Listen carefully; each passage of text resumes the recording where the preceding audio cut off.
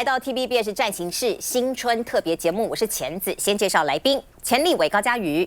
民众党秘书长周瑜修、资深媒体人黄阳明、立法委员林佩祥、台北市议员李博毅。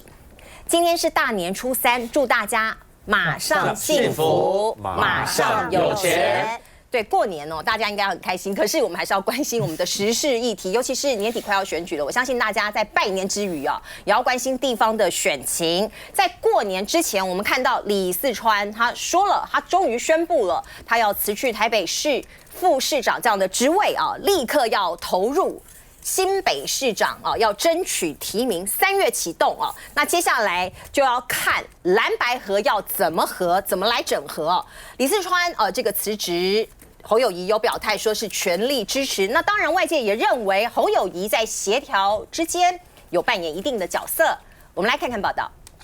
我还是台北市的副市长，所以3月的时候我会跟各位做个报告。台北市副市长的工作收尾中，接下来新北市的施政愿景，李四川也擘画中，准备开跑选战。特别感谢市长侯友宜和新北副市长刘和然。他8年的这个施政，说实在是值得我去学习。那也谢谢刘和然副市长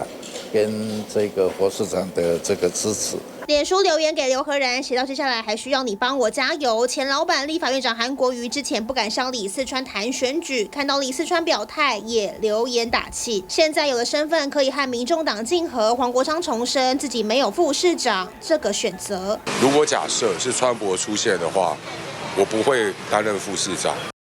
好，我们看到这个消息，对于蓝营来说，真的是振奋他们的士气。新北市的议长蒋根煌就说：“很振奋呐！你看到小鸡，光是我们这个节目讨论超久，很多小鸡好急呀！李四川终于松口了哦，那小鸡也松口气了。刘和然这个是我们关注的另外一个焦点，新北市的副市长，他也说全力支持，所以看起来蓝营已经完完全全整合完毕了哦。”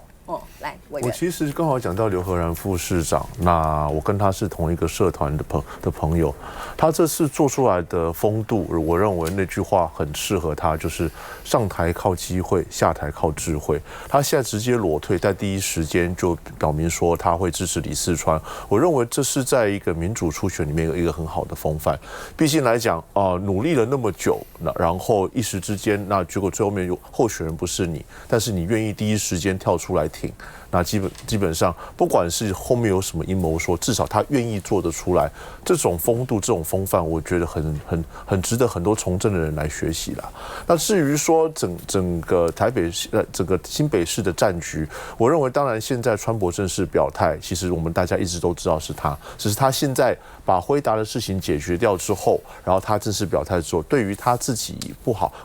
对于他自己也好，还是对于整个在野阵营也好，都是一个很大的一个鼓舞。因为我们现在看到另外一个候选人出来，他是已经表明了说，我不是只有故事，我还是有政绩。这件事就跟一般的人不太一样。一般的人我们在选举人之后，我们讲人设，我们讲故事，但是现在拿出来政绩，就说我在当副市长的时候，我曾经在高雄做过什么，我曾经在新北做过什么，现在我在台北把辉达引进来，这件事情跟一般的候选人会变得不太一样。所以说，不管是说在现在的整合也好，还是在今年11月28号，可能再过不到300天也好，我们会看到一个相对来讲，希望是说，当然我们不知道民进党怎么选，但是我想民进党的选法可能跟我们在野期待的不太一样。毕竟我们在野还是比较传统一点，希望选贤与能，但是民进党的选法有些时候会让我们一直看到就很摇头。但是我们现在看到我们推出来一个候选人是相对比较正面的，相对有能力的，相对有政绩的。那我认为如果有机会的话，那我们可以在今年的12月25号正式从副市长李四川把副字给去掉，会变一个新一届的新北市长李四川。不过我们看现在目前李四川博他的民调的确是遥遥领先呐，到目前为止，那未来不知道。不过也有人担心李四川，因为他从来没有选举过，有没有可能在激烈的选战过程中被怎么样？可能这个民调会受伤，或者是各种的人设被毁坏那已经证实了，2月底要请辞拼新北市市长他说会跟黄国昌找出蓝白的合作方式哦，进入深水区喽哦。这个蓝跟白要怎么合作？黄文昌在2月1号，他竞选总部就已经成立了哦。他也很快的回应啊，他说期待的是跨世代的君子之争哦。当然，很多人一直在问黄文昌有没有可能最后参选到底啊，变萨卡都啊？来，秘书长。好，这个新年哈，还是恭喜发财了哈。第一个哈，就是说，事实上，黄国昌主席在跟郑丽文主席的这个见面的时候，就已经讲得非常清楚了。好，透过一个这个例如像全民调的方式，两造都可以接受的方式。那如果最后的选择是他，那他就全力以赴；如果不是他，好，那他早先的说法是他不止不会扯后腿，他还会全力帮忙。那在过年前。面对媒体的询问，国昌主席也特别讲哈，因为外界很容易的把他就变成人嘛哈，哦是这个川正然后昌富啊，他也很明确的表达，好，在这个时候，为了新北市其实不是位置的交换，那这个也呼应了这个中国国民党郑丽文主席在过年前，跟台湾民众党这边也特别提到，我们这个在开工之后会有一个针对全国共同政见的这个政见跟愿景，向这个全国各地的这些民众来做个报告，所以由此就可以看得出来，就是说这个过程里面，好见缝插针的会啦，然后这个捕风捉影的也会，好，不过对于我们而言，好，这就是一场君子之争。好，那我们也期待这个开工之后，在这个市政上，好，让这个川博跟黄国昌主席，好，那大家就市政上，好，相互的来交换意见。所以这个民调的时间会落在3月底吗？还是？那现在就是我们我跟李哲华副秘书长是好有一个这个2党工作小组的这个会前会的前置小组，我们也针对各种期程，我过年前才跟他碰完面而已，所以我们心里都有个底，好，就是期待能够顺的往前走。对，然后游戏规则要定清楚，对，不要到时候有什么浪几趴那种事情。不会啦，我想大家都在看嘛，好，也不是只有这个中国国民党或台湾民众党的支持在看，好，那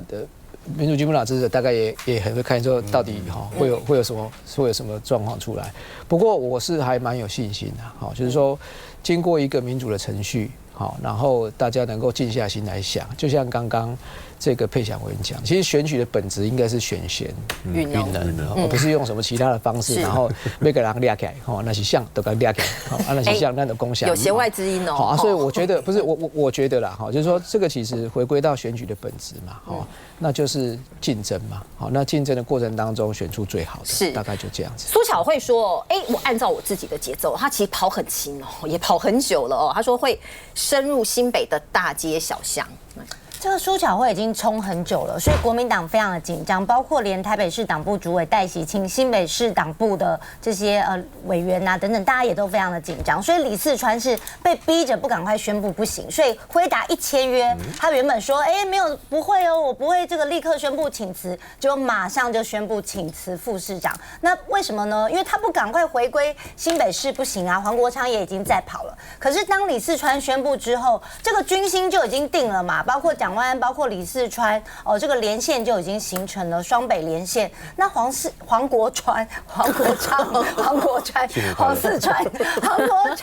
还剩下什么呢？他连在立法院的军购也挡不了了，人家对不对？柯文哲对不对？已经在配合绿白合了，然后这个军购已经就要这个复委了。那黄国昌自己在跑市场，那去市场里面，大家也都在看民众怎么呛他，或者是他跟民众的互动等等，就是在看这些而已。所以剩下的黄国昌也说他不当副市长，那剩下什么就是杨春党主席，然后连这个三重他力推的周小云还输给我们家乐福陈先生，台大光电所对不对？中央电机对不对？那大家就觉得黄国昌你当初硬是拔下李友仪，要推你的4大金钗，结果每一个现在都落得如此下场，连你自己最后可能也都民调会输给人家，被整合掉。那这样子的一个新北市这样的一个民众党党主席黄国昌，说实话他的光芒已经渐渐的消退。要回应嘛，来，谢谢嘉瑜的指教。不过现在是过年，我们还是祝福大家都能够你看我举手了，他就赶快讲这样。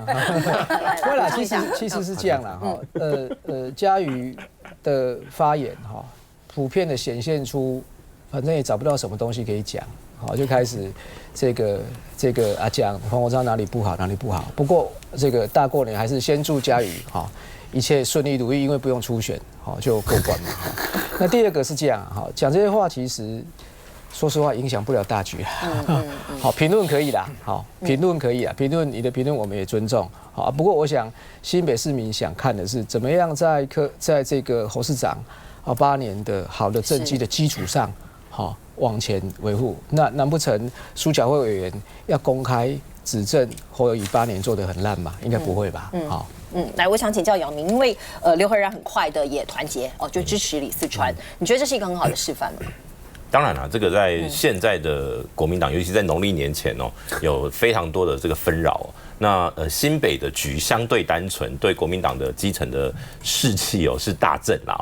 那不过因为接下来还有这个所谓的蓝白整合，就是李四川跟黄国昌的这个整合，那再加上最后当然就是跟苏巧慧的对决那农历年前我曾经有一个这个标语啦反正过年就要说好话我都说这个叫新北的这一局叫李多惠，李多惠因为呢李四川的民调现在多过这个苏巧慧所以李多惠那但是这个局会不会改变才是接下来要观察的，因为苏巧慧从去年10月、11月基本上就已经布局，到现在已经3个多月了，而国民党现在才正要跟民众党来去做整合。我们常讲这个后发要先治，可是呢，你现在后发你落后人家，像人家讲说苏巧慧因为现在民进党要初选嘛，我们再讲一次，这个恭喜高嘉瑜不用初选，但是呢，我们困难的是大选，对，民进党在新北有一些这个要选议员要初选的区域每一个都挂跟这个苏巧慧合体，对，那他的分身就会不断的出现。是，可是现在大街小巷上面现在有看到李四川的看板吗？也许农历年前有一个开始了，但是不多。我说跟苏巧慧的这个数量比，完全不能比，完全不能比。所以我说这种差距，这个国民党、民众党整合完毕之前，会不会这个差距还是被拉大？即便苏巧慧现在看起来支持度还有一段距离要冲刺，但是会不会他不断的在地方勤跑拔庄会不会导致有一些这种所谓的量变变质变我觉得这个接下来都是要去观察了。所以对国民党跟民众党来讲，理论上合体是利多理论上只要整合完毕，我认为新北这个局就说北基桃叫做4万良善，4万良善，你拿李四川、蒋万安、谢国良、张善政就是你已经做了一个预言了。你过年拿到4万，你不会觉得开心吗？过年对，你拿到4万不会觉得开心吗？那对国民党来讲，今年的选举就是听牌听4万嘛，对不对？所以我说，只要今天双北稳住，基本上国民党立于不败。我一直在算台数，是，大家今天有打麻将吗？大家听4万我们进一下广告。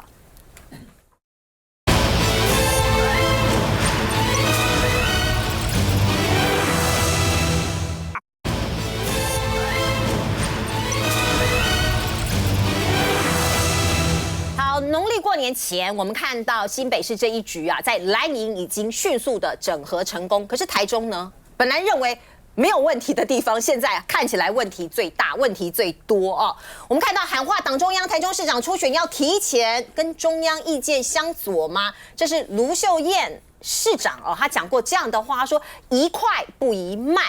兵贵神速。记者就问他了，是不是跟党中央意见相左啊？卢市长露出一抹微笑。我们来看看，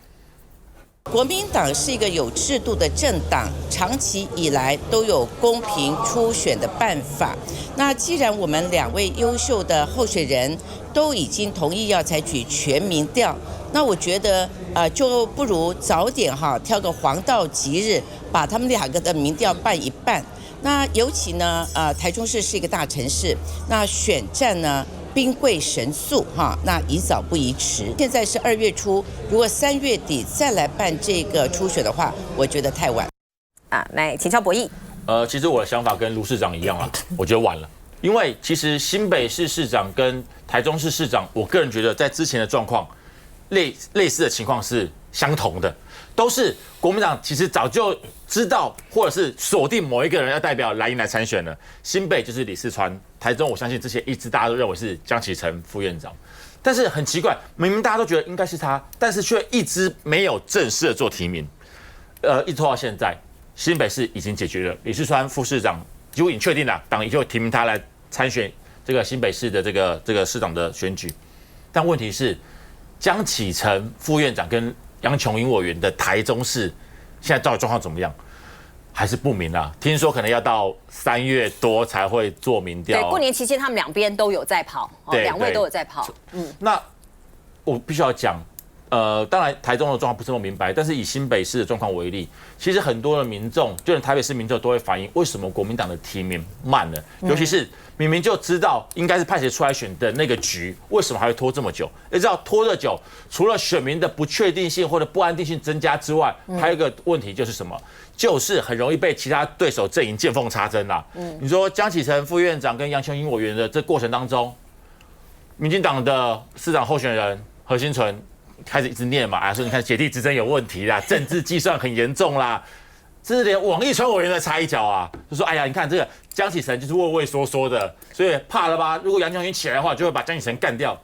这等等的话都出现了。可老实讲，对蓝营的选举是没有帮助的，所以我当然能够理解江启臣副院长他为什么会觉得说，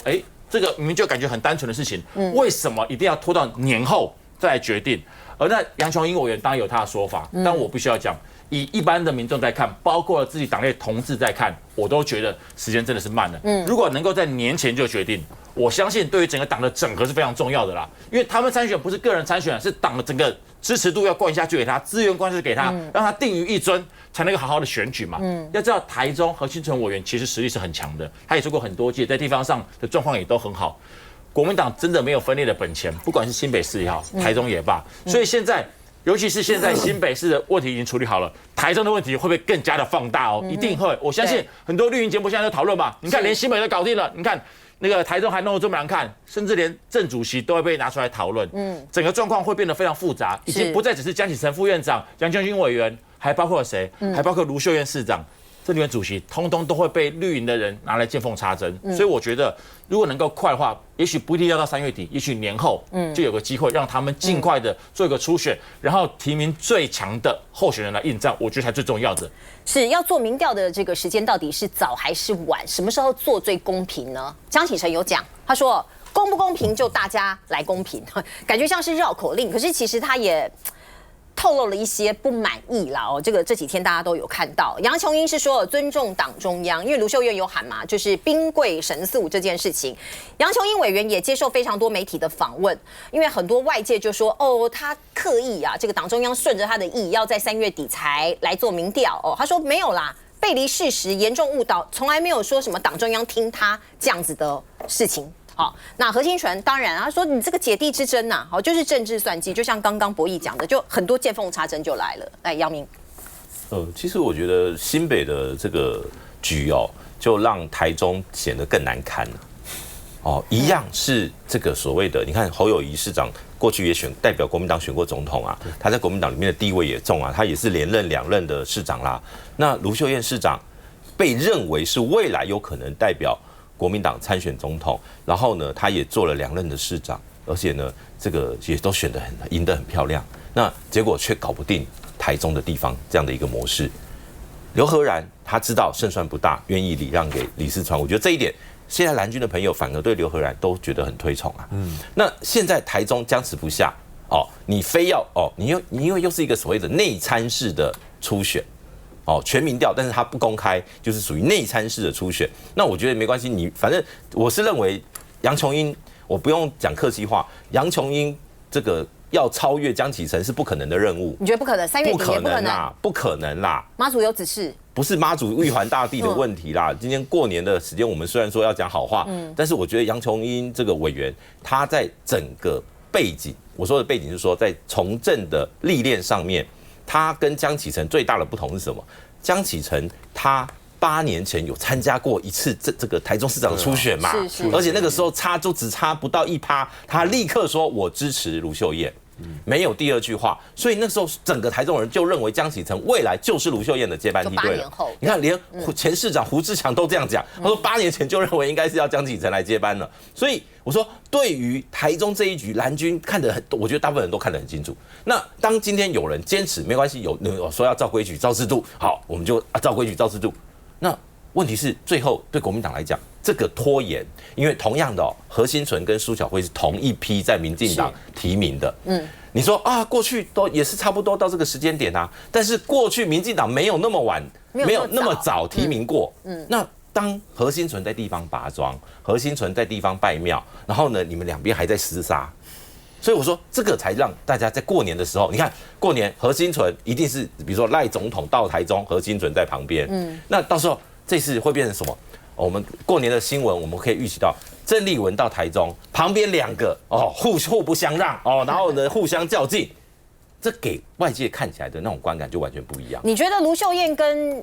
郑丽文有意见不合吗？我觉得不叫意见不合，这个单纯就是我讲的这个叫做协调能量。什么叫协调能量？比如说那为什么人家会推崇王金平委员啊？像以前这些很多所谓的侨王能够协调、有协调能力的政治人物，是因为他们能够让一个即将要火车对撞的局，能够成为一个妥协，彼此能够互相妥协的局。8年前，卢秀燕跟江启臣也是火车对撞，但最后江启臣用智慧让这个局变成一个很和谐、很和平的局的时候，我觉得。国民党某种程度欠江启臣一次这个不是说我挺谁的问题，是因为我觉得基本上所有的民调现在也是江启臣碾压，甚至沙卡都江启臣都还领先很大的一个差距的时候，我觉得国民党没有理由不提名江启臣。那只是你最后这个提名变成只是在浪费时间。你觉得协调应该是中央还是地方来协调？是卢秀燕还是郑丽文？都有责任，都有责任。OK， 好来。不，我觉得是因为我是台中人，好，就是说8年前江启臣副院长。些微的差距，其实台中我坦白讲也有一个优良的传统了。好，那我借一下民进党过往的状况。好，林佳龙市长也曾经这个准备老半天，就突然就苏家全跑来选，我觉得印象很深刻。他10年磨一剑，所以我觉得在某些程度上，确实是台中人会一直期待，就是延续这个卢秀燕市长的好的这个执政的这个传统。好，那我觉得。但时间拖是这样了，哈，我反而会从反向去思考了，哈。刚刚杨明讲很有趣，就是说如果赖清德去，好，那这个何欣纯委员应该会站在旁边，好。不过我倒是比较有趣的看到是，要跟赖清德总统站的，应该会比跟小英站的要少很多啦，少很多，应该会少很多啦，所以蔡英文也会去台中，他们会找坚哥去站台。对啊，说实话了哈，这个像刚刚讲的新北，我也很好奇，就是到底好赖清德总统会几次到新北？好，那县市长候选人真的敢跟总统站吗？如果大家讲那个指标，也许这个找高嘉瑜、找王世坚还比找赖清德要来得多，也不一定啊。有可能赖总统旁边站的人，很多人不想过来吗？不想跟他站吗？有可能吗？当然不会啊！对我们民进党来讲，团结才能获取最大的胜利嘛。那对我们来讲，就是站在台湾这一边。那对国民党来讲，他们现在到底要站哪一边？从郑丽文的“我是中国人”到蒋万安的“我是台湾人”，就已经开始分队了。那现在蒋万安、李四川、新北市慢慢的整合，分成了一队。那问题是卢秀燕这一队到底现在是在哪一边？大家也都还在看，因为很明显，韩国瑜现在是站在江启臣这边，因为一个是立法院院长，一个是副院长，甚至很多人也为江启臣抱不平，认为说你上次输卢秀燕那么一点点，结果你用这个谦卑的态度，然后就让卢秀燕可以就是接受这个民调，然后让她顺利的当选台中市长，一直到现在。结果呢，这个杨琼英过去凭着她跟这个卢秀燕或许从审议会的同事情谊到现在的姐妹情深，感觉上好像没有人要帮江启臣说话，所以江启臣当然觉得很委屈明明民调就是赢的，明明现在我们这些这个何欣纯这么强都已经在跑了，结果你党中央还一副唯唯诺诺说，哎呀，不然就交给我们党的规则照制度来，新竹县也是这样啊，那你整个党中央你都拿不定主意，然后让大家吵来吵去，然后自己每天想着国共论坛，想着这个政协会，然后放任底下的这个2026的县市长提名一团乱，那这样的国民党谁要跟你站一队？大家赶快去跟整好队的人站在一起，你那边还在乱糟糟的人想要站去中国队的人，大家当然就离你远远的啊。所以这个才是国民党被提名人要担心的。2026敢不敢找郑丽文来站台，还是说自己就站一队？那对民进党来讲毫无疑义，我们就是台湾队。好，我们进一下广告。